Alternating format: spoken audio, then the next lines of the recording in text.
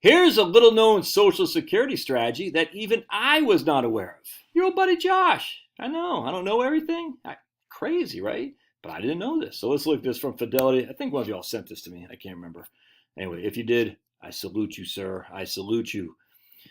Social Security do-over, claim, suspend, and restart. And I was like, what? So do-over. I said, I know you can, you basically, once you're on Social Security, you can say, within the first year of filing, you can stop it and pay all the money back and then start up again later on. I knew that, but this wasn't, and I almost didn't read this article thinking that's what they're talking about. That's not what this is. Find out about a little-known do-over strategy to reset your claim and increase your monthly benefit by up to 24%. And be happy like those guys. So happy, so happy. Some people regret their decision to claim Social Security early. Fortunately, a do-over benefit is available. If you claimed early and now have the financial resources to reconsider, you can still potentially boost your annual Social Security benefit by up to 24%. If you have longevity in your genes and have the financial resources to pay for the expenses from sources other than Social Security, this retirement income strategy could significantly boost your lifetime income. Very interesting. So if you decide to claim early, then you're stuck with that decision, right? Not necessarily. Not necessary. Not necessary. It should be necessarily bot. AI bot.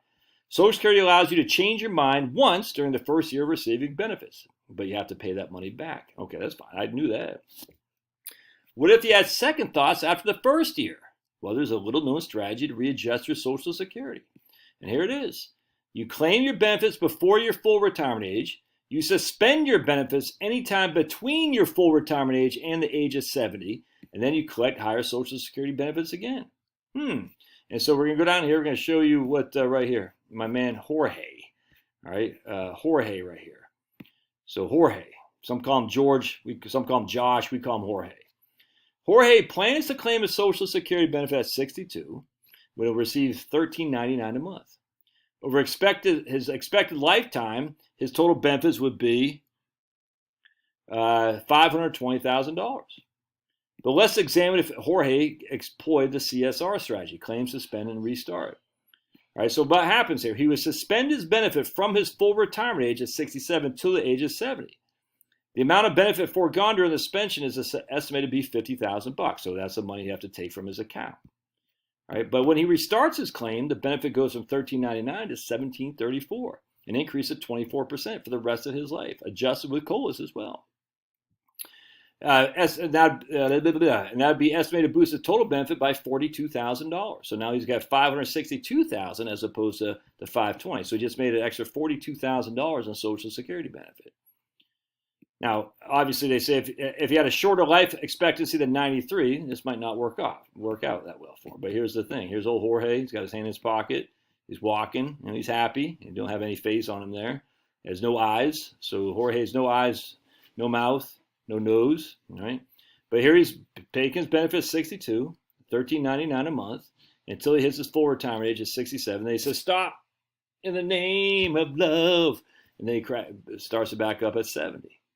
And he increases his Social Security benefit by $42,000. Now, my understanding is that right here, you need the financial capacity to self-fund the so-called bridge right here. So here's a bridge right here. He needs the financial capacity to do that.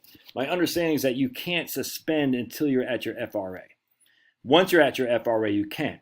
And you can suspend it for a year, you can spend it for 2, you can spend it all the way up to your 70, your forward with a delayed earnings credits. That's my understanding.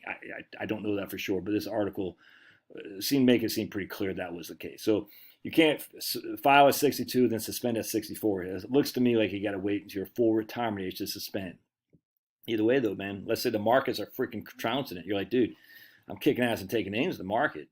I'll just spend down some of my freaking money that I made in the market. Why not do that? Now, the biggest drawback for me is anytime you're dealing with a government, there's paper pushers, dude. You know what I'm saying? Anytime you're dealing with the government, you're more subject to a government mistake that could cost you big time. And I don't want to deal with the government, man. That's the issue. It's like, like, okay, I can go back, tell them what I'm doing. They'll be like, okay, suspending, yeah. Okay, I'm restarting. No, that sounds like, what if they screwed up, dude? You know what I'm saying? I don't want to mess with that. But, who knows, man? That sounds like a pretty good strategy. So you're using your Social Security from 62 to 67, allowing your portfolio to grow more because you're not having to spend it down as much because Social Security is giving an income stream. The portfolio is growing freaking hell's bells. Now, gangbusters say, oh man, I'm going to start spending down some of my portfolio now, and then I'm going to suspend my social, and then I'm going to claim it again. Anyway, and restart again. Pretty interesting. I'll put a link in the show notes from the Fidelity account. If you have any questions, let me know. We'll see you live here in about 2 hours. We're going to go live at 8 p.m. Eastern time. We got some interesting stuff to talk about tonight. I'm very excited. Very excited. All right, God bless. We'll see you.